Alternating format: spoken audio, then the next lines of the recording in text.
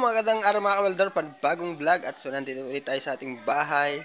So hindi mo natin kasama si Nanay Ilang. Naggagawa lang muna tayo ng sidecar. At ito mga ka-welder, yung ginagawa natin ay stainless to yan. Oh. Wow, nakataob. Nakatihaya pala sa mga ka-welder. So ito yung ginagawa ko, ito yung pinagkakabalahan ko. So habang nandito si Nanay Ilang, napunta lang naman ako dun sa kabila kanit yung Luis. At ito makikita niyo yung, pakita ko sa inyo, pasilip ko yung ginagawa ko sa inyo. Ito yung project ko ngayon. Araw. Wow, nakatagilid kasi. Tinagilid ko kasi may weldingan tayo. So ito binutas natin, lagyan to ng salamin, medyo oversized to kumpara doon sa mga sidecar na pampasada. Kasi po mga ka-welder, ito ay kargahan ng pang-isda. So yun, pang-isda, kaya medyo malapad siya. Stainless yung frame, stainless yung sidings, stainless yung pinaka-chassis, stainless yung welding rod. So kasi so lahat yan stainless. So yun mga welder, at this moment magbabapping tayo at ito yung ating hininang ng tatay, hininang ko. So hindi balik kung medyo pangit ng konti at igagrind naman natin kasi babapingin. Hindi maiwasan kasi medyo pangit yung nabili na yung welding rod. So yung welding rod namin na nabili ay Omido. So yan mga welder, no? At ito yung patigas namin nilagay sa ilalim, ganyan. Alright, i-weldingan na natin yan at lilinisan ulit. Mga welder, at itong aming lagayan ng tools. Ano sa iyo? Ulit ito. Wait. Hindi nakalagay ang grinder kasi pinalalamig ko. Station. Ito pala, galing pala ito. Ito yung marbil. Ito baba, mga tools din. Hindi natin kailangan yun. Itong kailangan natin. Lilinis tayo.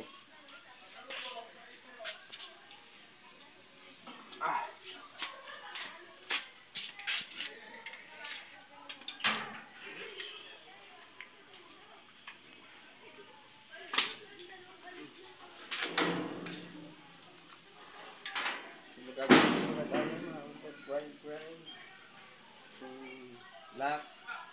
And then, hand tight lang para hindi magbasag. Testing. So, gumagana. At huwag mo kalilimutan. Magpapugi.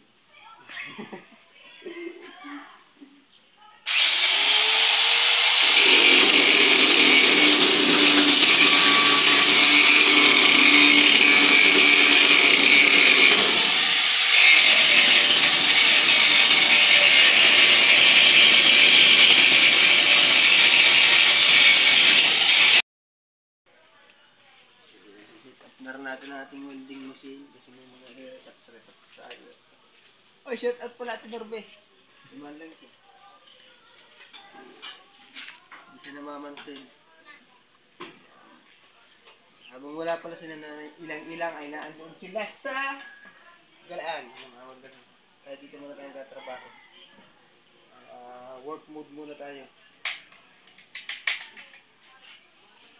Nasa na ating mga welding rod. Nire-retouch lang tayong konti.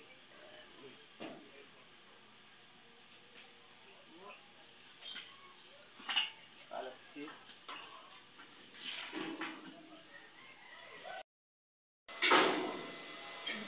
So, gagamitin natin ito ulit.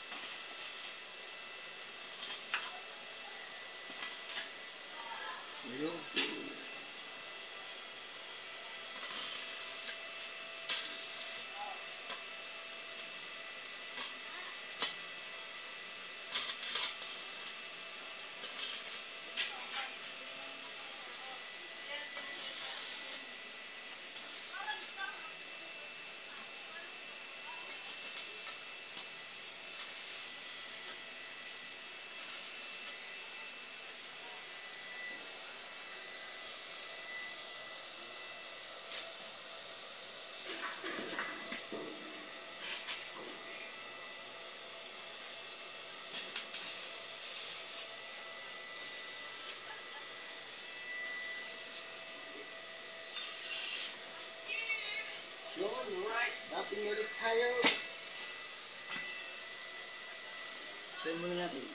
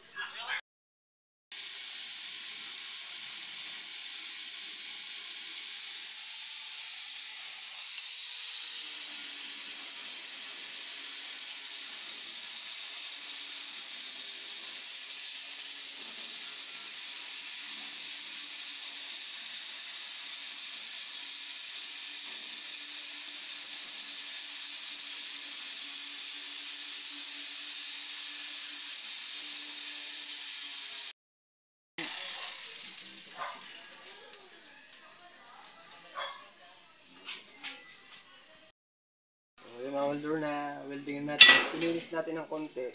Pero hindi pa yan tapos lahat, no? Hindi pa yan tapos yan. So ito tinanggalan natin yung excess na welding natin. So ibabapping natin yan. Ito pag ganito, ito yung simula. Pag winelding mo, ito yung simula. Yung ganyan ang itsura, nakakahiya. Pag dumating, ito medyo nakakatulala. Pag nagtagal-tagal na, panoorin nyo mga welder at makikita nyo ang inyong kamukha sa kislap. Alright. Pag tayo ng bala, sa mga hindi naniniwala, maniwala kayo. Joke lang yun.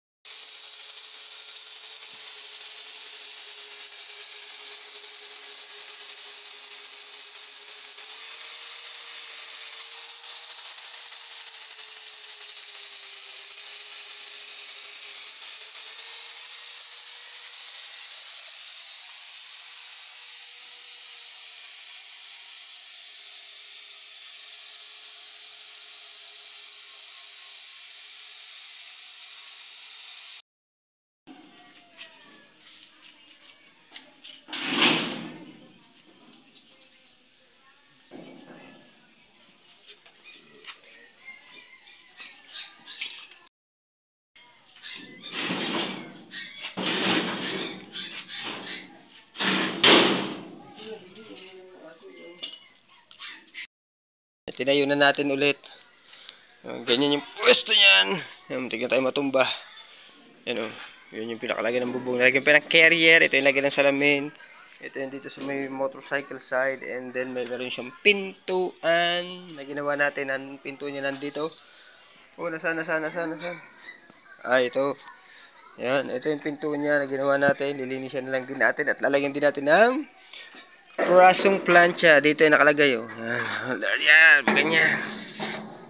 Detachable siya. Ibig sabihin, natatanggal. Yan o. Yan. Yan talaga natin dito plancha. Ang mayari niya.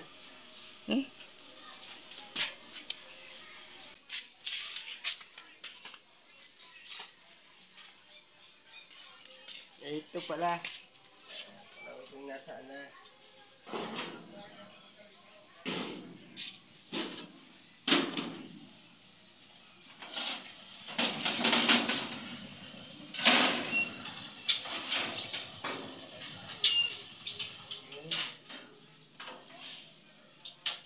Yun.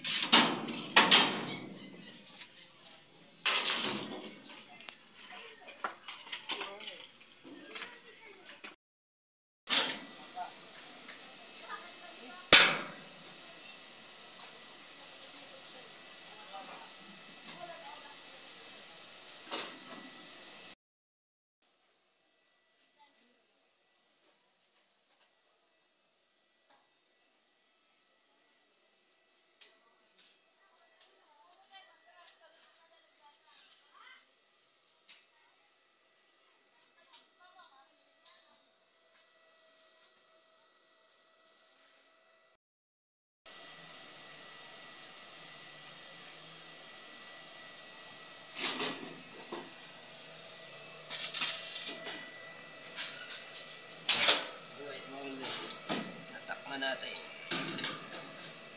Ito yung magiging itsura niya pag naidikit na.